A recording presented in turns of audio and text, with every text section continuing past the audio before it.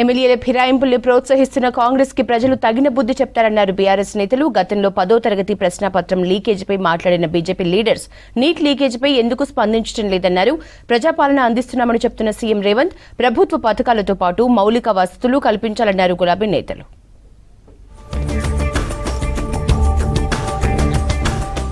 అధికారంలో ఉన్నామని విర్రవీగితే ప్రజల చేతిలో గుణపాఠం తప్పదని రాష్ట్ర కాంగ్రెస్ ని హెచ్చరించారు మాజీ మంత్రి కేటీఆర్. ప్రజాస్వామ్యంలో ప్రజల శక్తి ఎప్పుడూ అధికారంలో ఉన్నవారి కన్నా బలంగా ఉంటుందన్నారు. 2004-06లోనూ కాంగ్రెస్ అధికారంలో ఉన్నప్పుడు పార్టీ ఫిరాయింపులకు పాల్పడ్డారని చెప్పారు. అప్పుడు కూడా బీఆర్ఎస్ ఇబ్బందులు ఎదుర్కొందన్నారు. పార్టీ ఎమ్మెల్యేల్ని ఫిరాయింపులకు ప్రోత్సహిస్తున్న కాంగ్రెస్ కి ప్రజలు మళ్లీ తగిన బుద్ధి చెప్తారని ట్వీట్ చేశారు కేటీఆర్.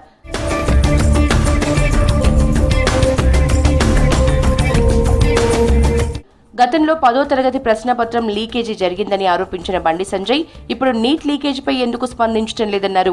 బీఆర్ఎస్ సీనియర్ నేత బోయిన్పల్లి వినోద్ కుమార్ కొన్ని రోజులుగా నీట్ అండర్ గ్రాడ్యుయేషన్ పరీక్షలోని అవకతవకలపై దేశవ్యాప్తంగా చర్చ జరుగుతూ ఉంటే బీజేపీ నేతలు ఎందుకు మాట్లాడడం లేదని ప్రశ్నించారు.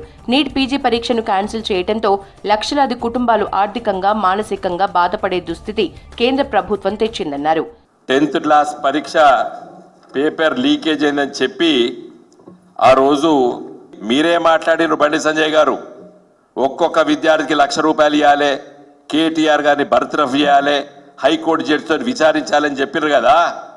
ఇవాళ మరి నీట్ పరీక్షలో 24 లక్షల మంది విద్యార్థులతో చెలగాటమాడినరే.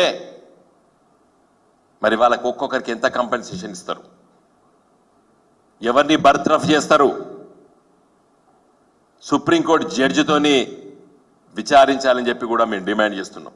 మల్కాజిగిరి గౌతమ్ నగర్ డివిజన్లో నాలాలో కూర్చుని నిరసన తెలిపారు స్థానిక బీఆర్ఎస్ ఎమ్మెల్యే మర్రి రాజశేఖర్ రెడ్డి. రోడ్డు నిర్మాణ పనుల్లో అధికారుల నిర్లక్ష్యంపై నిరసన వ్యక్తం చేశారు. 6 నెలల క్రితం రోడ్డు తవ్వి అలాగే వదిలేశారని, ఇప్పటివరకు పనులు పూర్తి చేయలేదని విమర్శించారు. జీహెచ్ఎంసీ అధికారుల నిర్లక్ష్యంతో స్థానికులు తీవ్ర ఇబ్బందులు పడుతున్నారని చెప్పారు. మేము అనేక సందర్భాల్లో జీహెచ్ఎంసీ కమిషనర్ గారికి, ఏఈ గారికి, ప్రతి ఒక్కరికి మా దగ్గర ఉన్న సమస్యల గురించి తెలియజేయడం జరుగుతుంది. మీరు ఇక్కడ చూస్తున్నారు, ఒక బాక్స్ డ్రైన్ కట్టడానికి 6 నెలల నుంచి ఇదే పరిస్థితి ఇక్కడ నెలకొని ఉంది. సంవత్సరాల తరబడి ఈ ప్రాంతం ఓల్డ్ మిర్జాల్ కూడా అనేది మునిగిపోతుంది నీళ్లతోటి. ప్రజల కోసం పనిచేయండి, మా ఇంట్లో వచ్చి పనిచేయాల్సిన అవసరం లేదని చెప్పి కూడా అధికారులకు ఎన్నిసార్లు విన్నవించుకున్నా వాళ్ళకు చలనం లేదు. కాబట్టి ఈ విధంగా చేయడం జరుగుతుంది. సికింద్రాబాద్ ఓల్డ్ బోయిన్పల్లి డివిజన్లో పర్యటించారు కూకట్పల్లి బీఆర్ఎస్ ఎమ్మెల్యే మాధవరం కృష్ణారావు. ప్రజా సమస్యల్ని అడిగి తెలుసుకున్నారు. వివిధ శాఖ అధికారులతో రివ్యూ మీటింగ్ నిర్వహించి ప్రభుత్వ పథకాలతో పాటు ఇతర మౌలిక వసతులపై చర్చించారు. ప్రజా సమస్యల్ని వెంటనే పరిష్కరించాలని అధికారుల్ని ఆదేశించారు ఎమ్మెల్యే.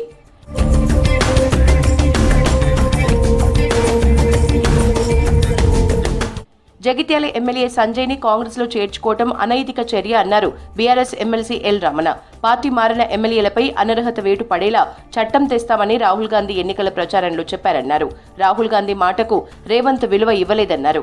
కాంగ్రెస్ పార్టీకి ప్రజా కోర్టులో శిక్ష తప్పదని హెచ్చరించారు ఎల్ రమణ.